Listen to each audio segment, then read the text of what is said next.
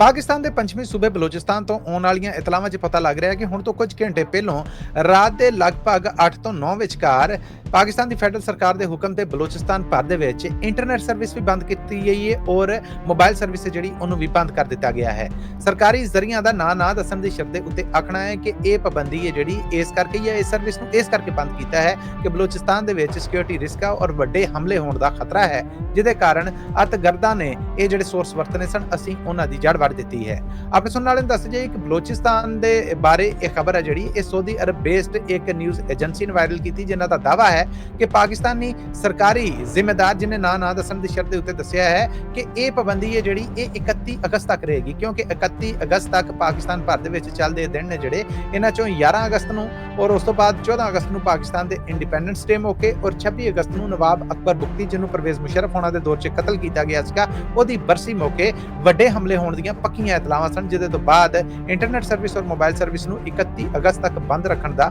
ਹੁਕਮ ਦਿੱਤਾ ਗਿਆ ਹੈ। ਪਾਕਿਸਤਾਨ ਟੈਲੀਕਮਿਊਨੀਕੇਸ਼ਨ ਅਥਾਰਟੀ ਦੇ ਜ਼ਰੀਏ ਨੇ ਜਿਹੜੇ ਉਹ ਤੇ ਇਹਦੀ ਤਸਦੀਕ ਨਹੀਂ ਕਰ ਰਹੇ ਔਰ ਨਾ ਕੋਈ ਜਵਾਬ ਦੇ ਰਹੇ ਨੇ, ਪਰ ਸੈਂਕੜਾਂ ਦੀ ਗਿਣਤੀ ਦੇ ਵਿੱਚ ਬਲੋਚਿਸਤਾਨ ਦੇ ਜਿਹੜੇ ਵਾਸੀ ਨੇ ਉਹਨਾਂ ਨੇ ਇੰਟਰਨੈਸ਼ਨਲ ਮੀਡੀਆ ਨੂੰ ਦੱਸਿਆ ਕਿ ਇੱਥੇ ਮੋਬਾਈਲ ਸਰਵਿਸ ਔਰ ਇੰਟਰਨੈਟ ਸਰਵਿਸ ਹੈ ਜਿਹੜੀ ਉਹ ਬੰਦ ਹੋ ਗਈ ਹੈ। ਇਹਦੇ ਨਾਲ ਸਾਡੇ ਤੱਕ ਪਹੁੰਚਣ ਵਾਲੀਆਂ ਇਤਲਾਹਾਂ 'ਚ ਬਲੋਚਿਸਤਾਨ ਦੀ ਰਾਜਧਾਨੀ ਕੋਇਟਾ ਸਮੇਤ ਵੱਡੇ ਸ਼ਹਿਰਾਂ ਦੇ ਵਿੱਚ ਇਸ ਵੇਲੇ ਵੀ ਇੰਟਰਨੈਟ ਸਰਵਿਸ ਬੰਦ ਹੈ, ਜਿਹਨੂੰ ਸਿਕਿਉਰਿਟੀ ਦੇ ਨਾਂ ਤੇ ਬੰਦ ਕੀਤਾ ਗਿਆ ਹੈ।